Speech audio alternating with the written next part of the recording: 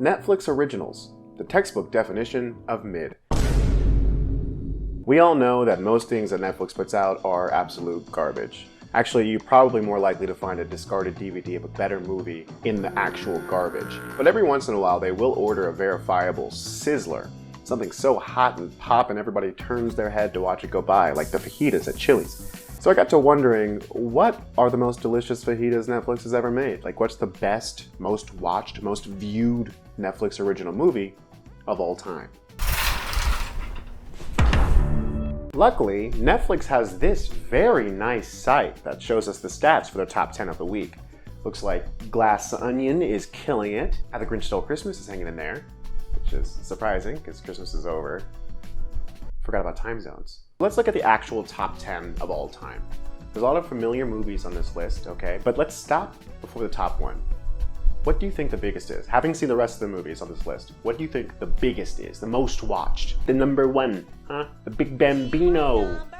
It surprised me, not because it's my favorite or because I hate it, but because I never heard of it before. Or even if I did, maybe I saw a promo or something, I completely forgot about it. It's Red Notice. Red Notice. I know, right? You're probably like, what? What? Like, did anybody even see this movie? Has anyone even heard of it? It's safe to say most of you haven't, because I bet you didn't even realize that this isn't Red Notice. This is Red Notice.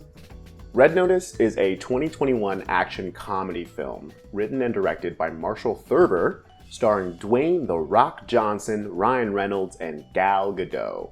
Statistically, I'm sure some of you saw the movie, and if you're one of those people, please do tell me in the comments, because I'm actually genuinely curious how you felt about the movie. But I'm willing to bet that most of you are like me and you had never heard of the movie before, so let me give you a little synopsis. In this movie, an FBI agent, The Rock, recently teams up with a renowned art robber, Ryan Reynolds, in order to catch an even more notorious robber, Gal Gadot. It's a pretty straightforward movie.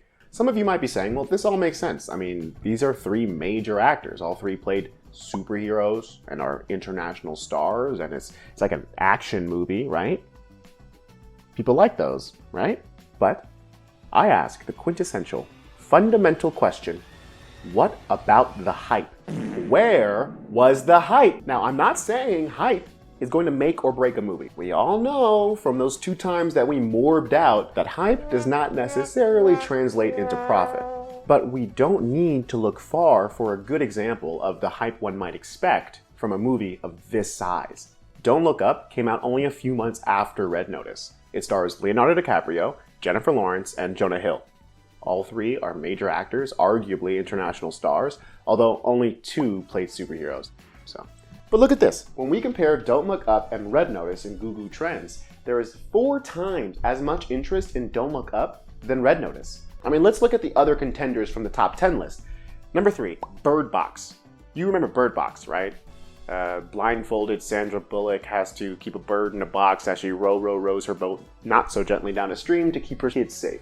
Been a while since I've seen that movie, but I'm pretty sure that's the gist. I don't know if you remember, but there was a lot of hype for that movie back in 2019, which is evidenced by me putting Bird Box into Google Trends and it absolutely demolishing both Don't Look Up and Red Notice. Historically, Netflix has done some pretty slick shit with their metrics. Like most view-based services, they tracked views.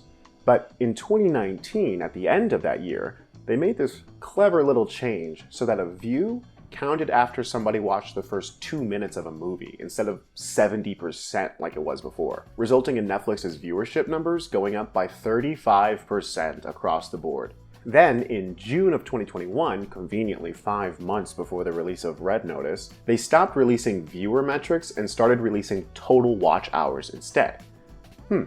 Now, why would they make this change, if not because the numbers might just go up another 35% overall? Since the metric change happened in 2021, Don't Look Up and Red Notice are both too new to be on the viewer list. But Bird Box is perfectly placed on the timeline. With 89 million viewers and Bird Box being about 2 hours long, that's 178 million watch hours. Checking the stats, Bird Box clocks in at 282 million watch hours, which means 52 million accounts had to watch it twice. That's more than half of the accounts that even watched it once. That's a little suspicious. It's a little sussy. A little sussy, Baka. So let's look at The Irishman with a 3.5-hour runtime and 63 million views. It came out to about even. Actually, a little bit less, like people didn't even finish watching it once, which is totally fair. Stop making 3-hour movies. But that tracks. So maybe Bird Box was just so popular that people were encouraging other people to see it on their accounts.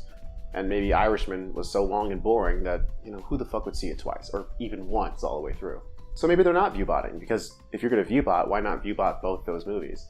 But what took me a second to realize after diving into all these numbers like a conspiracy theorist was that the numbers are the point. See, something changed when Bird Box dropped. Before then, Netflix was notoriously tight-lipped about their stats. They didn't release pretty much anything about any of their movies. They only started in 2019 with a viral tweet about how successful Bird Box's first week of release was. After news articles picked up on those crazy numbers, Netflix began releasing numbers for all of their originals because they realized that these big numbers in the millions drove up hype even further for their content. And without huge box office numbers like traditional movies, streaming sites didn't have flashy stats to prove to people that a movie wasn't a flop. Hence, this very nice site that Netflix made for us, basically a little propaganda tool for their content. So back to Red Notice. There's something odd about this movie. Take a look at the Rotten Tomatoes score.